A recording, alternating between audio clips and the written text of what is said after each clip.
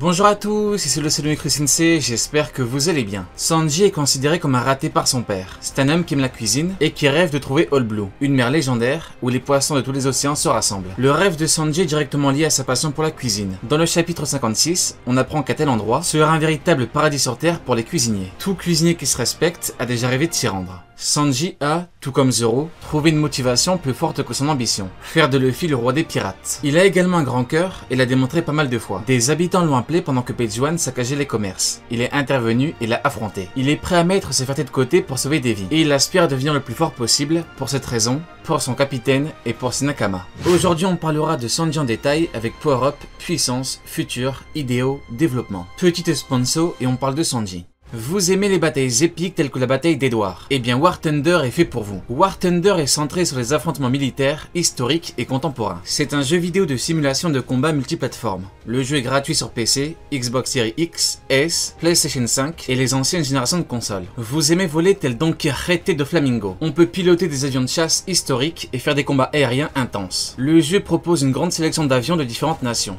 allant des chasseurs légers aux bombardiers lourds. Vous en avez marre du ciel? Eh bien War Thunder comprend également des combats terrestres avec une gamme de véhicules blindés, des chars légers aux chars lourds. Vous en avez marre de la terre? Pas grave, le jeu a une composante navale. Les joueurs peuvent prendre le commandement de divers navires de guerre, des bateaux torpilleurs aux cuirassés, combattre les forces de la marine. Le jeu se distingue par un souci du détail historique, offrant une variété d'avions, de chars et de navires basés sur de réels modèles, ainsi que des environnements de combat authentiques et des détails techniques. Le jeu propose différents modes de jeu, des batailles en ligne à grande échelle aux batailles en escouade avec des amis. Le jeu est souvent mis à jour avec de nouvelles fonctionnalités, des améliorations graphiques et de nouveaux contenus, tels que de nouveaux véhicules et cartes. Jouez plus de 2000 avions, tanks, hélicoptères, bateaux. Les batailles sont intenses. La collection de véhicules va des années 1920 à aujourd'hui. Jouez à War Thunder maintenant et recevez un énorme pack bonus avec des véhicules premium. Plusieurs jours de temps de compte premium, des goodies en jeu et plus encore. Le combat qui marque un véritable tournant pour lui n'est autre que le combat contre Queen. Sanji contre Queen est l'un des 4 combats les plus importants de l'arc. Sanji est le deuxième commandant de Luffy. Son statut est important pour beaucoup de raisons, dont l'une des plus grandes, le devoir de battre l'un des meilleurs éléments du camp adverse. Le capitaine doit vaincre le capitaine, le premier commandant doit vaincre le premier commandant, et le deuxième doit vaincre le deuxième. Après ses victoires contre King, Zoro était exténué. Il était à terre. Il ne pouvait plus combattre. Si Sanji se fait exterminer par Queen, il pourrait faire le ménage par la suite. Il pourrait même ôter la vie de Zoro. Voilà pourquoi il faut que Sanji soit le meilleur combattant possible. Voilà pourquoi il faut qu'il batte Queen. De plus, il a un devoir de protection envers son capitaine et son équipage. C'est-à-dire que quand il le peut, il doit empêcher de gros combattants de s'en prendre à eux. Un peu comme sur l'île des hommes poissons, quand Zoro et Sanji ont bloqué Dozun et Ikaros. Le combat opposait donc Sanji, troisième fils de Judge, le scientifique, à Queen la pandémie, le scientifique de génie. C'est le combat le plus important pour Sanji depuis le début, autant physiquement que mentalement. Ce combat confronte Sanji à son passé, son combat, son ennemi, son power-up, sa finalité, tout était préparé par l'auteur depuis l'arc Whole Cake Island, qui est l'arc où on voit la vraie enfance de Sanji et sa famille. Sanji était le raté de la fratrie. Son père l'a fait passer pour mort tellement qu'il avait honte de lui. Il l'a mis en détention pendant 6 mois. Il lui a dit de ne jamais dire qu'il était son fils. Sanji était une tâche que Judge voulait garder secrète. Cependant, il ne s'est jamais résigné à lui ôter la vie, car après tout, c'était son fils. Durant sa détention, il avait de somptueux repas, quitte à ce que des rumeurs sortent dans le royaume. Judge aspire à reprendre North Blue. Il a donc sacrifié son humanité en modifiant ses fils, en les dénuant de toute compassion vers le monde, pour que dans le futur, la fratrie prenne la tête de l'armée scientifique du Germa 66. Judge était aveuglé par un désir de vengeance, et quand il a vu que Sanji, la clé vers son ambition, était en réalité rouillée, il a délaissé. Pourtant, ce n'est pas parce que Sanji était un raté que Judge était haineux envers lui.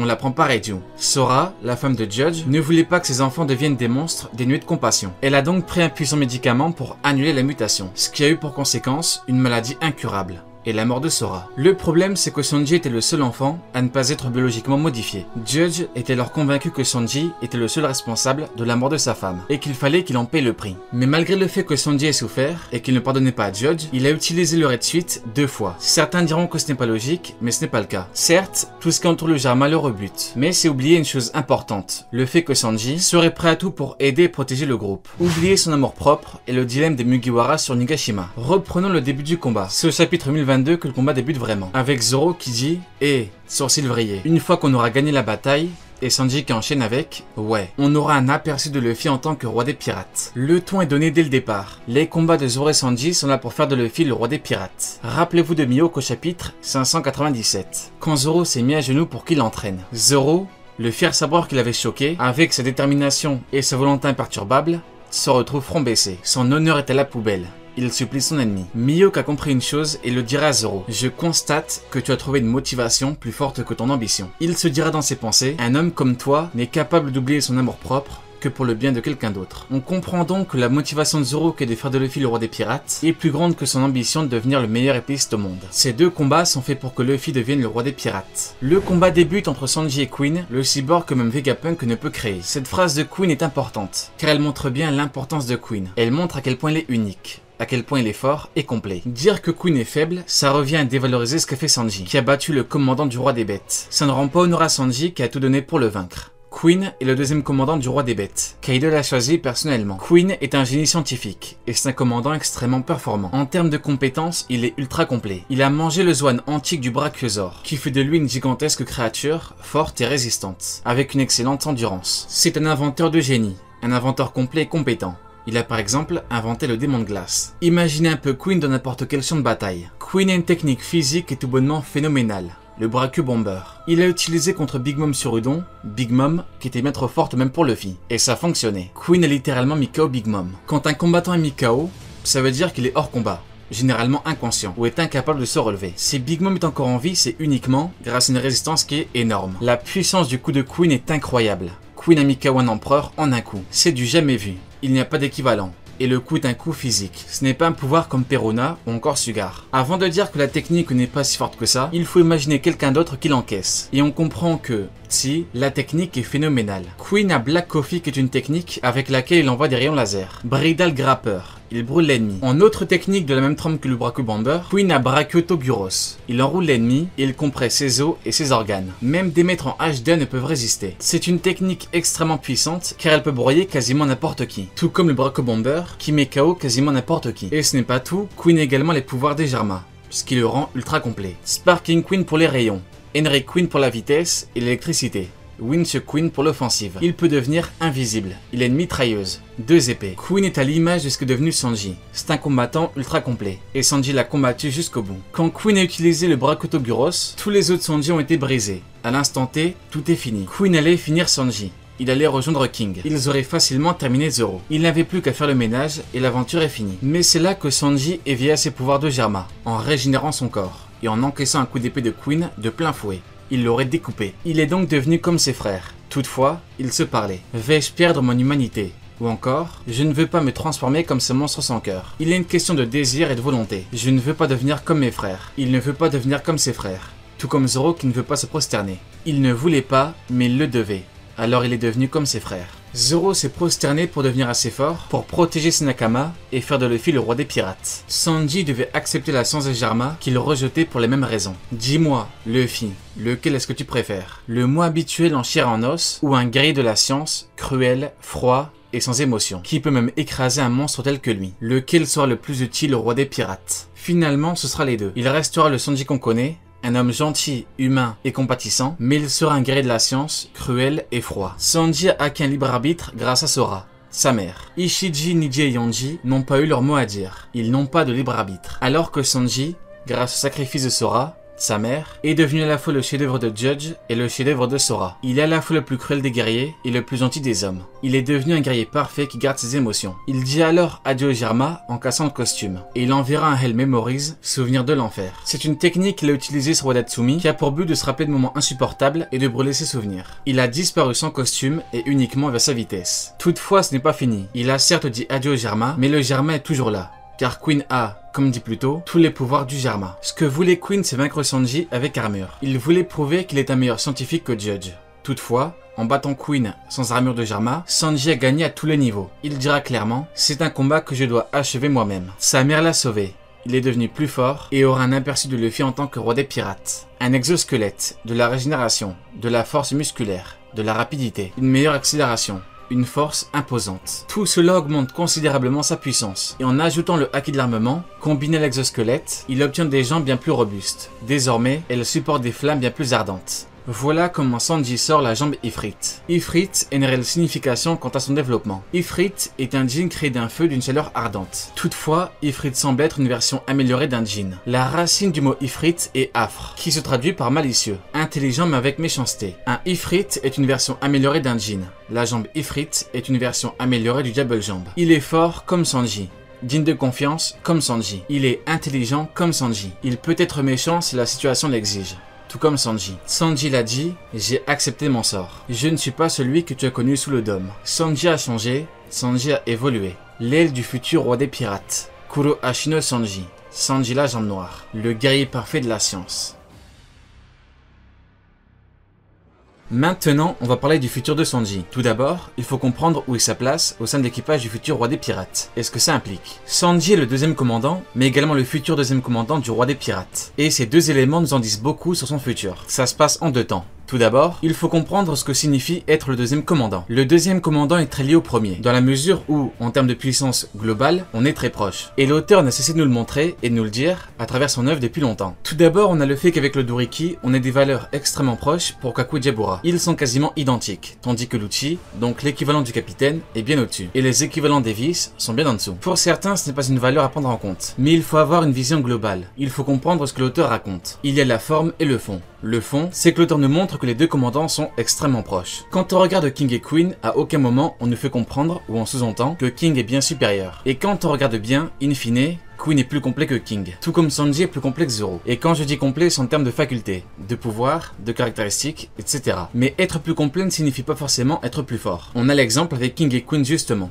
King est plus fort, mais est-il bien plus fort? Là est la question. Quand l'auteur nous montre les deux primes, il nous montre qu'elles sont très proches. Chaque prime est différente, ça dépend du contexte, des personnages, etc. Mais parfois l'auteur utilise les primes pour qu'on comprenne quelque chose. En l'occurrence, King et Queen sont justement extrêmement proches. Donc, en partant de ce postulat, on peut affirmer que Sanji est très proche de Zoro. Si on va plus loin, on peut noter qu'il a un traitement particulier pour les troisièmes commandants, qui sont moins mis en valeur. On a Jack qui n'a pas affronté d'équivalent, mais qui a tout de même vaincu une armée de Sulong. On a Cracker qui a eu un combat long, mais qui a perdu d'une façon assez particulière. Cracker a surtout fait une démonstration, mais force est de constater que le traitement est différent. On pourrait parler de Smoothie, mais il n'a perdu aucun combat. Au niveau des commandants historiques de Newgate, on a Vista qui n'a pas affronté d'amiral en 1 contre 1, contrairement à Jose et Marco. Au niveau de l'équipage de Barbe Noire, on a deux commandants principaux, qui sont Shiryu et Okiji. Quant au troisième commandant, pas d'infos. Personne ne sort du lot. Au niveau de la Cross Guild, on a Baggy le capitaine et Crocodile et Mihawk les commandants. Aucun troisième n'est confirmé. Dans l'équipage du roi des pirates, on a Rayleigh et Gaban. En troisième, pas de confirmation. Et au niveau de l'équipage du futur roi des pirates, eh bien on a justement Sanji et Zoro. Tandis que Jinbei a eu un traitement particulier, car il affrontait Uzu qui n'est pas un commandant. On a donc de fait un traitement particulier. Pour lui, le troisième commandant. Maintenant qu'on sait ça, il faut s'interroger sur le parallèle entre l'équipage du roi des pirates et les Mugiwara. Nous avons Roger, Luffy, Rayleigh, Zoro, Gaban, Sanji. Roi des pirates, futur roi des pirates. Roi des ténèbres, futur roi des enfers. Et pour Gaban, pas encore d'infos. Il y a un consensus quant au niveau Yonko de Rayleigh Prime. Donc, Gaban est forcément proche du niveau. Sanji fin d'œuvre se rapprochera du niveau. Analysons le power-up de Sanji pour voir où ce que l'auteur nous emmène. Tout d'abord, ce qu'il caractérise, c'est qu'il a un très bon HDO. Comme l'a dit l'auteur, son acquis de prédilection est le HDO. Tandis que pour Zoro, c'est le HDA, et pour Luffy, le HDR. L'auteur a beaucoup montré le fait que Sanji soit affilié au HDO. Il a pu trouver le torse de Kinemon dans le lac de Punkazar. Il a senti la détresse de Tashigi. Il a retrouvé le navire qui était au milieu de la mer. Il peut sentir les vraies émotions, les vraies intentions. Il a esquivé les coups de pudding, et surtout, les tirs de Katakuri. L'auteur nous emmène donc vers un Sanji qui aura l'un des meilleurs HDO de toute l'œuvre. L'une des caractéristiques les plus folles qu'il ait acquises, c'est une faculté à se régénérer. Alors là on a quelque chose qui sort clairement de l'ordinaire, car on parle d'un homme qui régénère ses organes et ses os. Avec la technique de Queen, les os et les organes sont broyés. Sanji a pu régénérer os et organes, ce qui implique le fait que désormais, pour le vaincre, il faut avoir une puissance offensive de malade, ou alors un pouvoir bien spécifique qui immobilise. Soyons clairs, si Zoro avait encaissé la technique, il aurait perdu. Il aurait perdu la vie. La technique bat quasiment n'importe qui. Zoro aurait perdu. On parle d'eau et d'organes broyés. La vitesse de Sanji est telle qu'il en devient invisible. Il est tellement rapide qu'il est invisible. Il est invisible juste avec une vitesse de base. Il est déjà l'un des hommes les plus rapides du monde. Dans le futur, il pourrait ne pas avoir d'équivalent en vitesse de base. Combinez cette vitesse à son HDO et vous comprendrez qui est Sanji. Sa force musculaire est boostée. Il est bien plus fort qu'avant. Il a toujours une très grande force brute avec ses coups de pied. L'auteur disait qu'en un seul coup, il pouvait briser plusieurs battes. Très tôt, il faisait mal à des hommes poissons. Mais là, il a atteint un nouveau stade avec son power-up.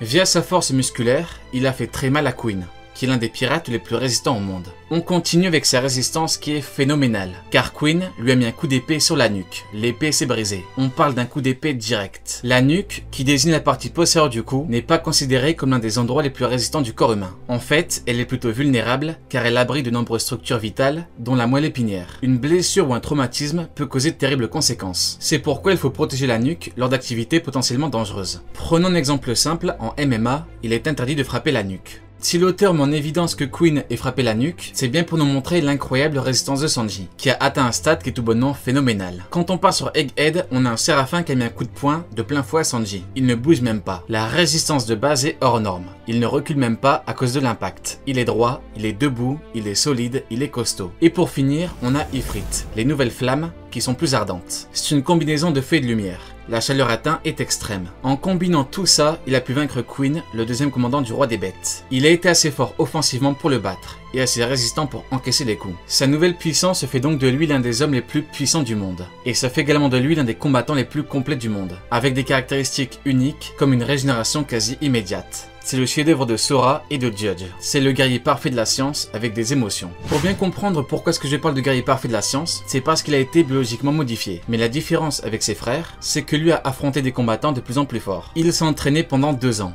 durement. Il avait de très bons acquis. C'est en combinant tout ça qu'il devient le guerrier parfait de la science. Car il combine très bons acquis, bonne puissance de base, bonne expérience, un power-up. Mais il faut bien comprendre une chose. Tout comme Luffy n'a pas encore atteint son niveau final, son commandant n'a pas encore atteint son niveau final. Pour l'instant, ils ont atteint le plus haut niveau connu au début de l'œuvre pour les combattants vivants. Mais ce n'est pas fini. L'auteur a répété pas mal de fois que l'équipage du roi des pirates est hors du commun. À vrai dire, il est tellement hors du commun que la plus grande bataille qu'il ait menée était contre les Rocks, un équipage qui comptait 4 futurs empereurs. Ou équivalent. Tous les plus grands pirates au monde disent que le roi des pirates est un être exceptionnel. Le second du roi des pirates, qui n'a pas combattu depuis 20 ans, fait qu'un amiral ne peut mener à bien sa mission. Pas de combat depuis 20 ans, 2 décennies entières. L'info est capitale pour comprendre qui est Rayleigh, le roi des ténèbres. Le second du roi des pirates est tellement fort que le héros de la marine dit que la marine ne peut gérer Barbe Blanche et lui en même temps. Barbe Noire, un empereur, a renoncé à ce qu'il faisait. Quand il l'a vu, il a compris. Ça, c'est l'équipage du roi des pirates. Donc, quand on parle de l'équipage du futur roi des pirates, il faut qu'ils atteignent ce degré de réputation,